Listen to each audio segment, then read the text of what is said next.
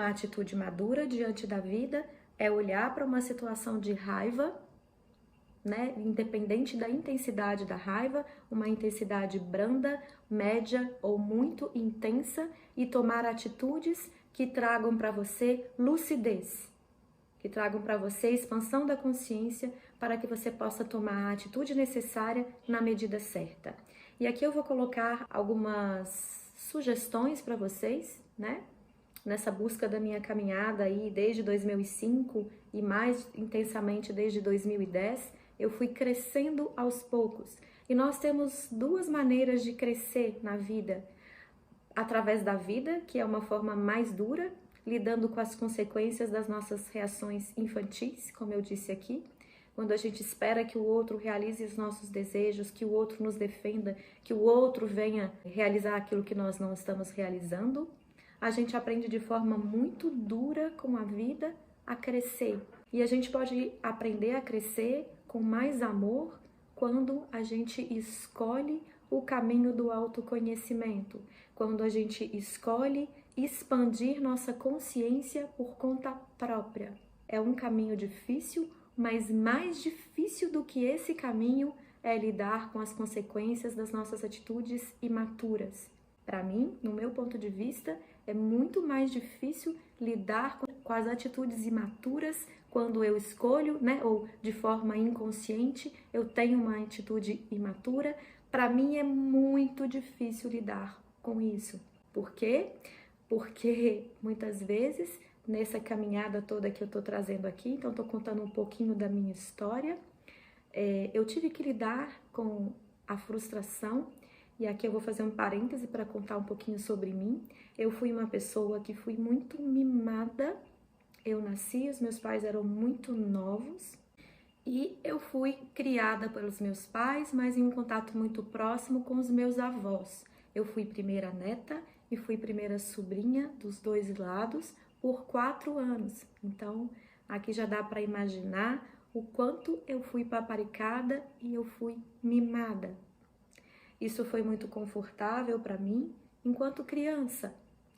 E ali eu aprendi que amor era atendimento dos desejos.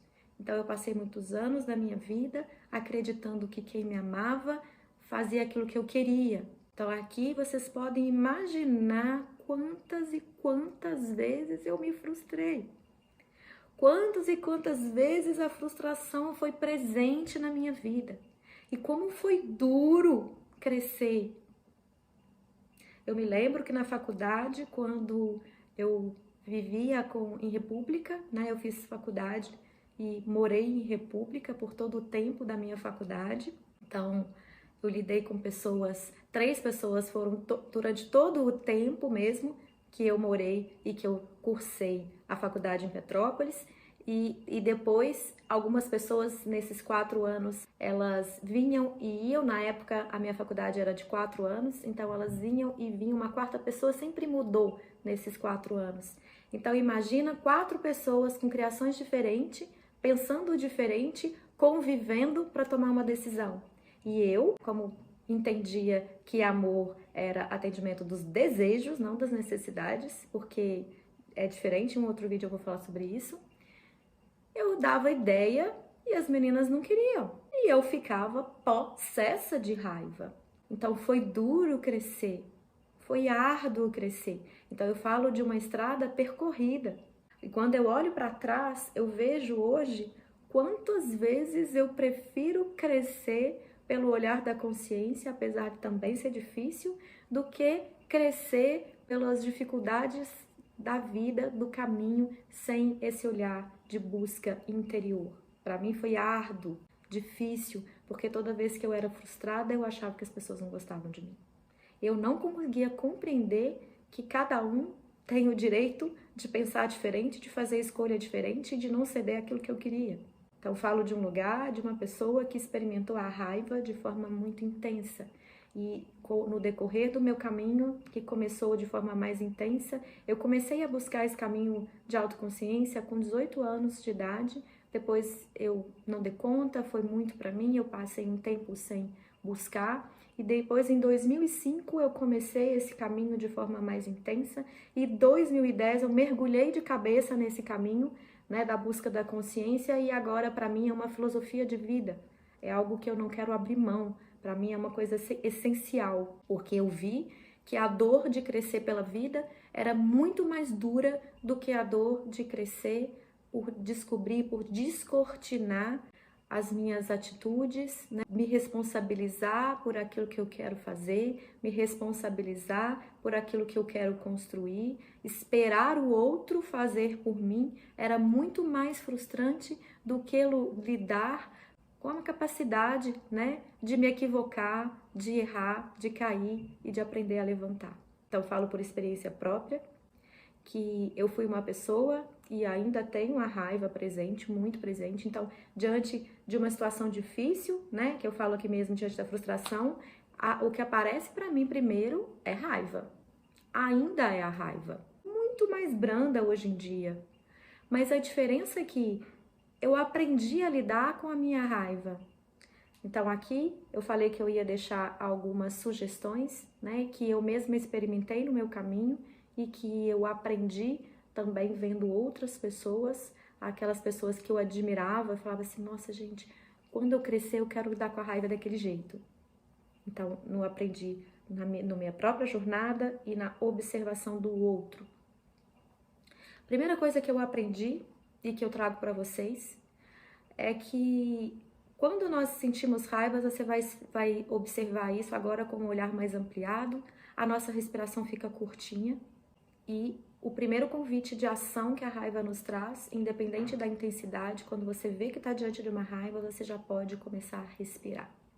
Respira para que o ar possa expandir, possa chegar até a sua consciência e que o seu cérebro possa ser melhor oxigenado para que você possa fazer melhores escolhas. Então respira. Quanto mais forte for a raiva, mais atenção você precisa colocar na sua respiração.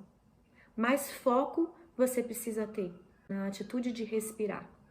Isso já vai conseguir trazer uma clareza, ampliação da sua consciência para que você saiba qual a melhor atitude naquele momento. O segundo momento é, se a sua raiva for pequena, média, até média, e você sentir que você está ainda conseguindo ter lucidez e consciência, você pode tomar uma atitude naquele momento.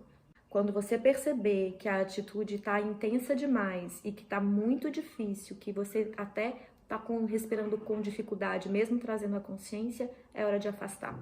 Nós nos equivocamos muitas vezes achando que a gente precisa tomar uma atitude naquele momento, porque uma parte nossa fala assim, não aceite levar desaforo para casa. E isso faz com que a gente atropele o momento, que a gente meta os pés pelas mãos, que a gente corte a consciência, corte a racionalidade. E a consciência não é só a racionalidade, tá, gente? A consciência é a integração da emoção, do instinto e da razão. O que seria isso? Deixa eu fazer um parêntese aqui para falar. Vem um instinto de algo que você precisa fazer para se defender, como uma ameaça que chega na sua vida, o instinto de sobrevivência, ele vem com tudo para você agir. Então, é sentir esse impulso que vem, tomar consciência da emoção que você está sentindo, às vezes vem muito calor, a vermelhidão no rosto, a expressão vermelha de raiva, por exemplo, você toma consciência do calor, do tremor, de todas as manifestações fisiológicas que aparecem, você está vendo, você está tomando consciência e você aí tem uma clareza de falar, nossa, o nível da raiva está assim, explodindo. Então, nesse momento é hora de você afastar, de você sair e de dar um direcionamento de ação para essa raiva. A raiva não pede contenção, ela pede movimento, ela pede ação para que isso possa diluir, para que possa amenizar. Então, você afasta e você pode caminhar, você pode sair para correr, para fazer qualquer atividade física que bem te entender, nadar, fazer musculação, algo onde você possa canalizar aquela força intensa para usar a seu favor, para que você possa ter tempo de assimilar, de compreender aquela emoção, o sentimento e conseguir ter clareza da atitude que você precisa tomar. Se não for possível você sair naquele momento para caminhar ou para fazer uma atividade física, você pode ir para o banheiro que seja, pega o seu telefone ou pega um caderno, pega uma caneta, pode pegar o seu telefone na parte de notas e escreva. Escreva tudo o que você está sentindo, tudo o que você tem de vontade de dizer para o outro. Dê vazão para essa energia de raiva. Ou se você estiver na sua casa, num ambiente que você possa se expressar de forma mais natural e mais ampla, vá para o banheiro, grave o que você queria falar para aquela pessoa. E aí não precisa ter filtro, porque como você não está falando para o outro, você pode dizer o que você quiser.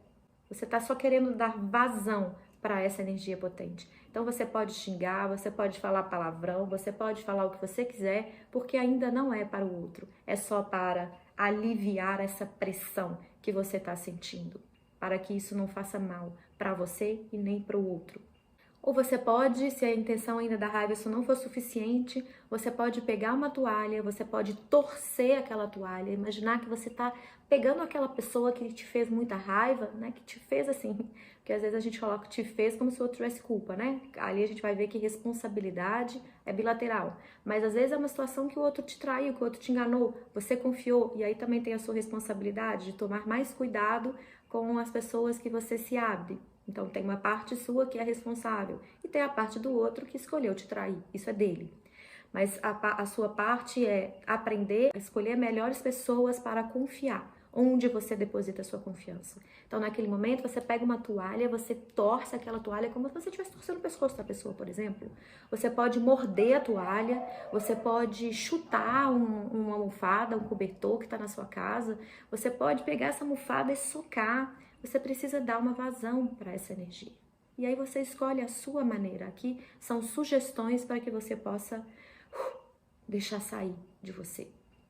E você vai perceber que depois de fazer isso, de gravar, de sair para correr, de caminhar ou de escrever, dar vazão para essa energia, a sua consciência, a energia ameniza, né? Ela abaixa o nível de energia, a sua consciência amplia e ali você pode começar a ver qual é a atitude que integra o instinto, aquilo que você sabe que você precisa fazer, a emoção e a razão para falar, não, é isso mesmo que eu preciso fazer, mas como eu vou fazer isso?